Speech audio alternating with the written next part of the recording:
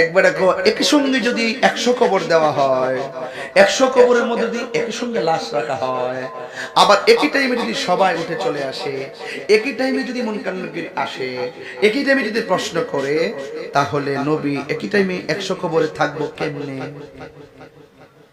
ভালো কথা। একই টাইমে যখন পদ্মার যখন দৌলত দিয়া যখন বাসটা পড়ে গেছে, একই টাইমে যদি তাদের মৃত্যু হয়, আরেকটা বাস যদি পড়ে যায় সিঙ্গাপুর, ওই টাইমে একই টাইমে যদি মানুষগুলো মারা যায়, আবার একই টাইমে যদি 500 লোকের ইন্তেকাল হয়, একজন আজরাইল এতগুলো জান কবজ করলো কেমনে?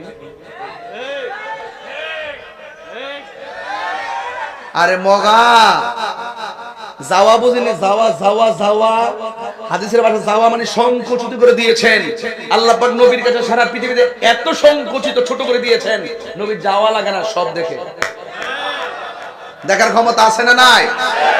কবর গেলে বুঝবা, নবীরে ফাইলে জান্ডা বাজবো, আর নবীরে না ফাইলে এমন বাইরান বাইরাইব, লোহার হাতুড়ি দিয়া 70 গজ মাটির নিচে নিয়া এমন ফিডাইব, কোন বান্ধব কবরে যাইতো না। কথা কোন ঠিক না বেটে? আমরা নামাজ রোজা হজ জাকাত কুদ্দুরা করছি জানি না, তবে বুকটা ফুলে কইতাম পারি আমরা অন্তরে সিনা বড় নবী আছে, নবীর প্রেম আছে। কথা কোন ঠিক কি না? ভালোবেসে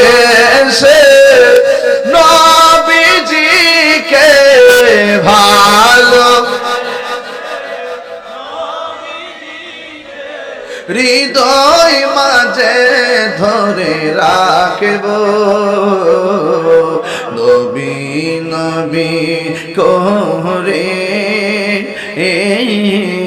আর কত কাল আমি কাঁদব,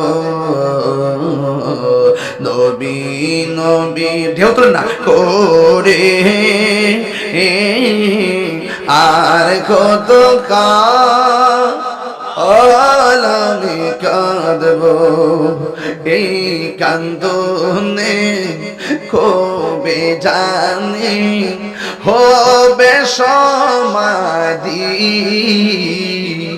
কেঁদে কেঁদে চোখেরই জলে হয়ে যায় নদী,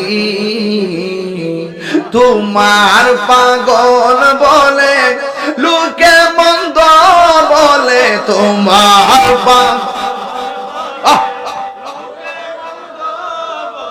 বলুক তোমায় ভালোবাসা।